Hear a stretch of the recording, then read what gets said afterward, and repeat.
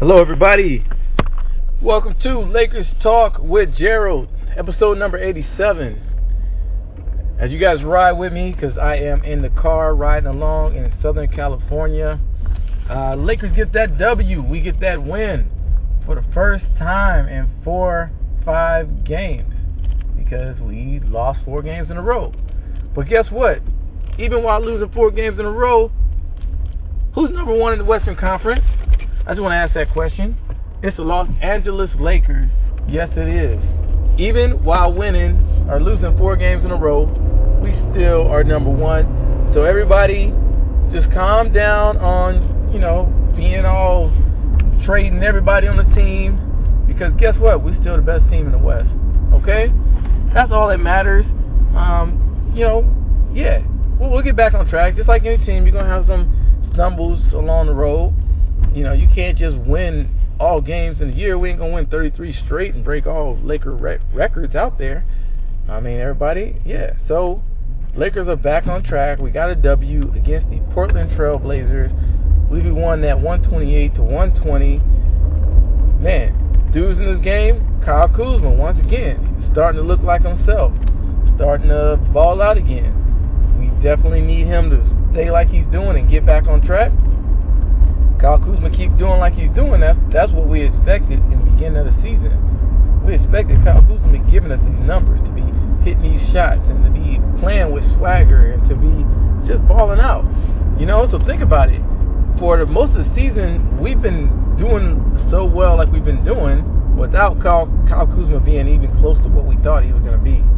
So if he can start being closer to what we thought he could be, man, that's just going to make us that much better as far as like offensive power. You know what I mean? Like he just gives us that third factor, that third person that you just can't, you can't defend 3 people going off. You always can count on LeBron James. You always can count on Anthony Davis. If you got Kyle Kuzma at least doing this maybe, let's say 60% of the time, we need him to do this at least 60% of the time, everybody. We need him to do this at least 60% of the time to start to get consistent so we can believe that he really is that man. That's the difference between stars and great players, is they're consistent with the way they play. You don't just get this 20, 25 points, 3-pointers for them every 15 games. No, you get it most of the games. They do it usually at least 75% of the time. They're giving you these numbers. And they're consistent with it. And that's why we consider them great. That's why we consider them superstars. And we believe, and we've seen from other seasons, that Kyle Kuzma can do that for us.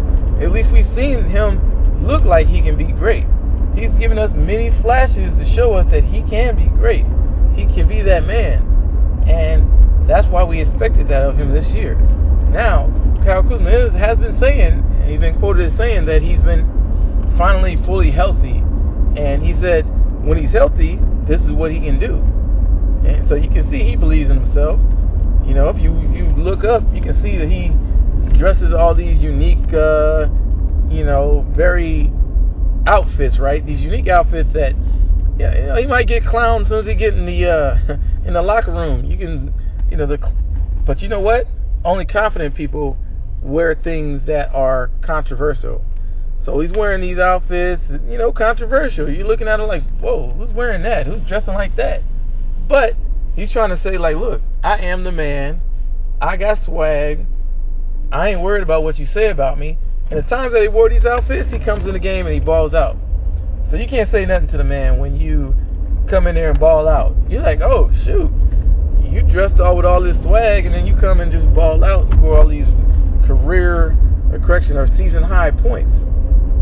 I can't be mad at him. So everybody, Kyle Kuzma led the Lakers in scoring for the second game in a row last night. The game before that, he had a career high in scoring, even though we lost to the Clippers, but he did have a career high in scoring. And so similar to the game before that, the game against the Clippers, he scored 15 points in the first quarter. And this game, he scored 14 points in the first quarter, I believe, or at least in the first half. And so he's showing that he's starting to get a little more consistent, and I'm loving that. So we get that win, and I'm loving that even more. LeBron James had, I believe he was 9 out of 17, give or take. He had, he had about 21 points, 16 assists, I think somewhere around 5 or 6 rebounds, But LeBron James did his thing, played pretty decent. Anthony Davis played pretty decent, played pretty good. We didn't blow out the Portland Trail Blazers, but we held that lead pretty consistently throughout the game. We held them off the whole game. We played pretty well enough to just win like we need to do. And it wasn't right, like a come down to the final seconds. We held the lead. We showed that we were a better team. We were consistent. Another thing I want to point out, though, is LeBron James, right? In the game before that, it looked like he had aggravated his groin injury, and me personally, I wanted him to rest.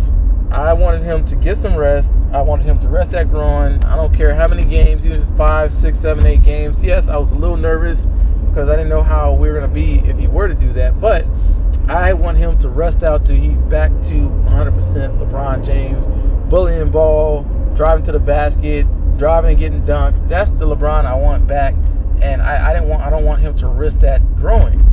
So I thought for sure that he was going to sit out, but he didn't. He played in this game, and he actually looked a lot better. So I don't know exactly that one or a couple days rest helped his groin, but because he was driving to the basket, he was you can see his speed, you can see that quickness and that twitch that he normally has, and so that looked good from him. But I still kind of, in the back of my mind, I still kind of worry and wonder, like, okay, what's going on with that groin though? Yeah, it's cool that you played well tonight. I'm glad that you had that quickness and all that kind of stuff. But what's going on with that groin? I don't want it to be a thing that comes back later, and it gets injured, or I don't know. With him playing so many minutes, I don't want that to be something that comes back and bites us in the butt. But he looked good last night, and LeBron James knows how he feels. He knows his body, so I'm gonna go ahead and trust him on that, and hope that it's just not a thing. The other day when he said that he kind of aggravated, or when he got kicked in the groin by Patrick Beverly, that brought him back to where he was 5 days ago, was the quote he said. He never said that he re-injured the groin. He never said anything like that. He never said he pulled a groin. Now, I assume that, and most people out there assume that, because that's what was out there. It was out there that he was having soreness in his groin. And so 5 days ago or so, and when he says it took him back to where he was 5 days ago, that makes us believe, that it would indicate to us that it was something to do with that groin, because he said he got kicked in the groin and it takes him back. So that makes us think it's related to an injury.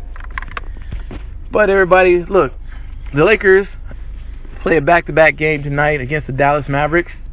Dallas Mavericks have been playing pretty well.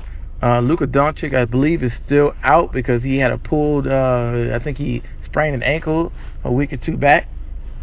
But Dallas has still been playing pretty well. They've still been playing good teams well. They were up on Toronto without Luka. They were up on Toronto about 30 points or something, I heard the other night.